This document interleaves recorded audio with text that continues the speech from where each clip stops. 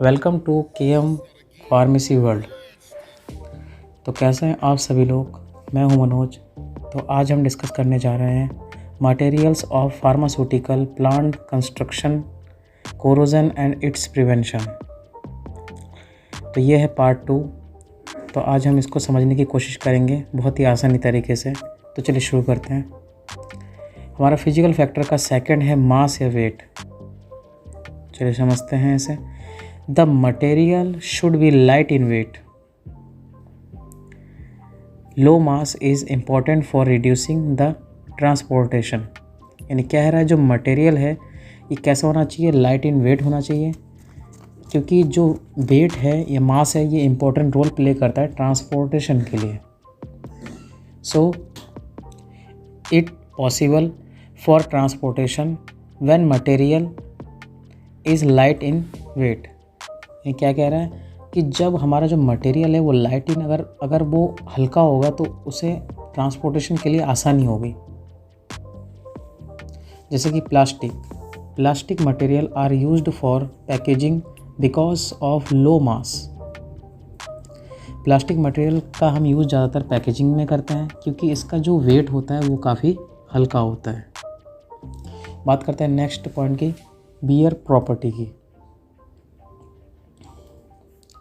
There are possibility of friction between moving part materials. तो ये क्या कह रहा है कि जब दो मूविंग पार्ट मटेरियल्स यानी मूविंग पार्ट वाला जो मटेरियल है इनके बीच में जब फ्रिक्शन होता है, फ्रिक्शन की पॉसिबिलिटी ज़्यादा हो जाती है।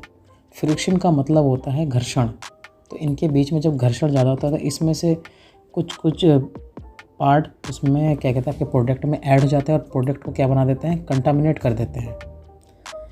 सो जो bear property is play important role. जैसे कि एग्जांपल में हमारा क्या आ गया, मिलिंग एंड ग्राइंडिंग। इनकी जो बियर प्रॉपर्टी है वो अच्छी होनी चाहिए। फोर्थ बात करते हैं थर्मल कंडक्टिविटी की। Thermal means heat. Some equipments are use for evaporator and dryers. कुछ इक्विपमेंट्स का हम यूज़ करते हैं किसके लिए, इवेपोरेटर के लिए और ड्रायर के लिए। There are use of high heat और टेम्परेचर। तो उनको हम हाई हीट और हाई टेम्परेचर में यूज़ करते हैं। This type of process may be damage और फ्रैक्चर मटेरियल, जैसे कि प्लास्टिक, रबड़ एक्सेट्रा। तो ऐसे टाइप के जो मटेरियल है जो इस प्रोसेस में क्या हो सकते हैं, डैमेज हो सकते हैं या फ्रैक्चर हो सकते हैं, जैसे कि हमारा प्लास्टिक और रबड़। So we have to use thermostable materials for that type of process. तो ऐसे टाइप की प्रोसेस में हमें कौन सा वाला मटेरियल यूज़ करना चाहिए, थर्मोस्टेबल मटेरियल यूज़ करना चाहिए, जैसे कि स्टेनलेस स्टील, आयरन और graphite tube etcetera. So next बात करते हैं हम थर्मल एक्सपेंशन की। तो थर्मल एक्सपेंशन में देखते हैं, with increase in temperature metal should have low thermal expansion. यानी कहना चाह रहा है जब इंक्रीज़ करते हैं हम टेम्परेचर को तो मेटल का जो थर्मल एक्सपेंशन है वो कैसा होना चाहिए, लो थर्मल एक्सपेंशन होना चाहिए। जैसे कि जब हम किसी भी मटेरियल में या मेटल में हीट को अप्लाइड करते हैं तो उसके साइज में कोई भी चेंजेस नहीं आने चाहिए, वो अपनी जगह पे स्टेबल रहना चाहिए। उसकी जो थर्मल एक्सपेंशन है वो लो होनी चाहिए। तो बात करते हैं 6 एस ऑफ फैब्रिकेशन की। तो फैब्रिकेशन का सिंपल सा एक मतलब है हमारा मैन्युफैक्चरिंग प्रोसेस, निर्माण की प्रक्रिया। During fabrication the material undergo various process such as casting and welding. तो फैब्रिकेशन के दौरान जो मटेरियल है ये कई सारे विभिन्न प्रकार के प्रक्रियाओं से गुजरती है, जैसे कि casting, welding.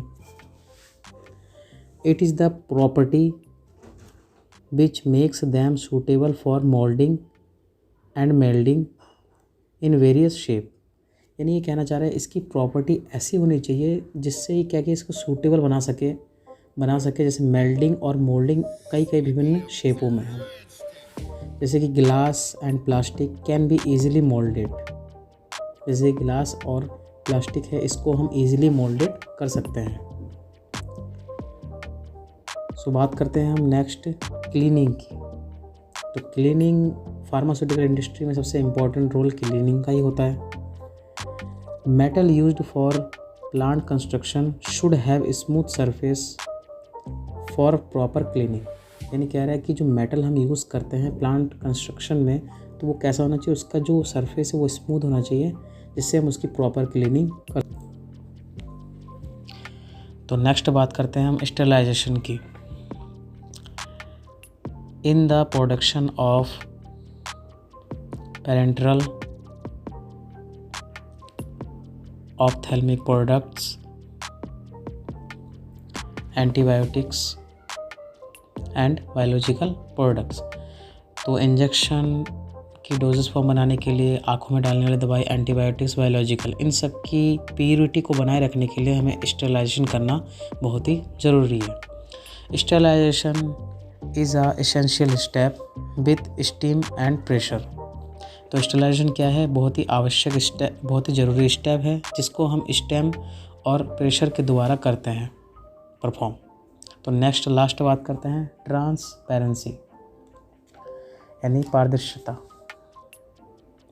Sometimes material with transparent nature are required in pharmaceutical industries visual observation of process, यानी कह रहा है कुछ समय हमें जो मटेरियल है उसमें ट्रांसपेरेंट नेचर की रिक्वायर्ड होती है फार्मास्यूटिकल इंडस्ट्री में, जिसके अंदर विजुअल ऑब्जर्वेशन की प्रोसेस को देखना होता है। तो इसमें हम ट्रांसपेरेंसी का यूज़ करते हैं, जैसे कि ब्रोस्टिकेट ग्लास, इसका हम यूज़ करते हैं।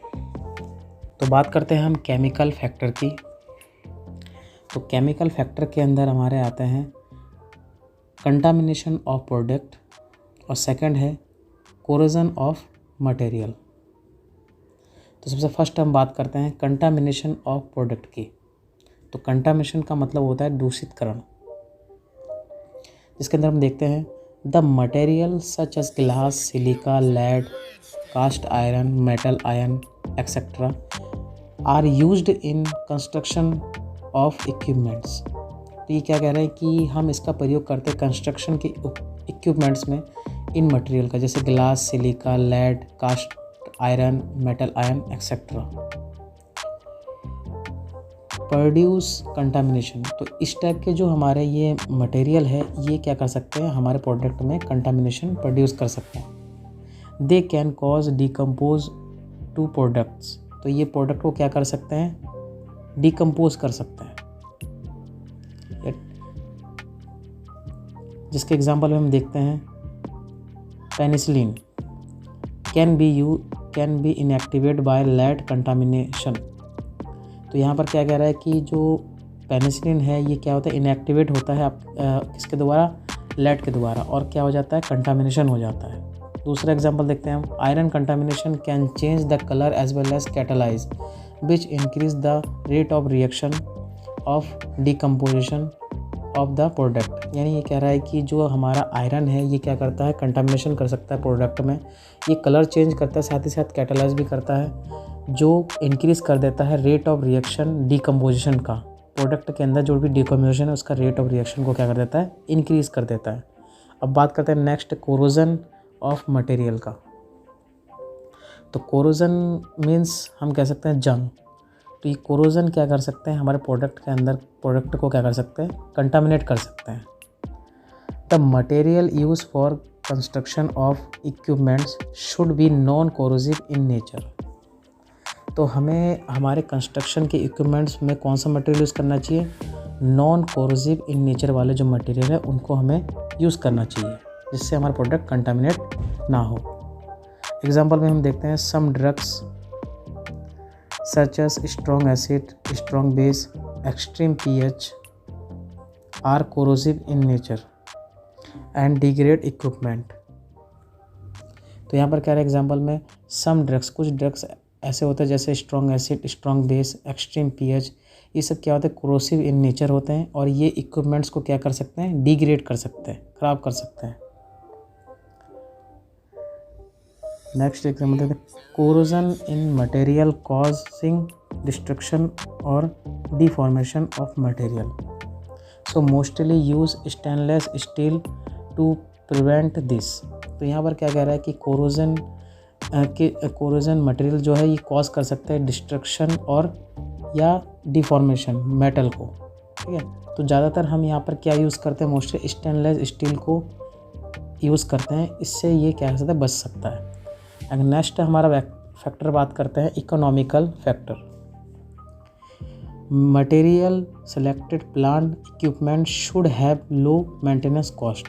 तो सिंपल सा इसका मतलब है कि हमें वो मटेरियल अपने प्लांट कंस्ट्रक्शन के इक्विपमेंट के लिए सिलेक्ट करना चाहिए जिसका जो मूल्य है वो मैक्सिमम या मिनिमम कम हो।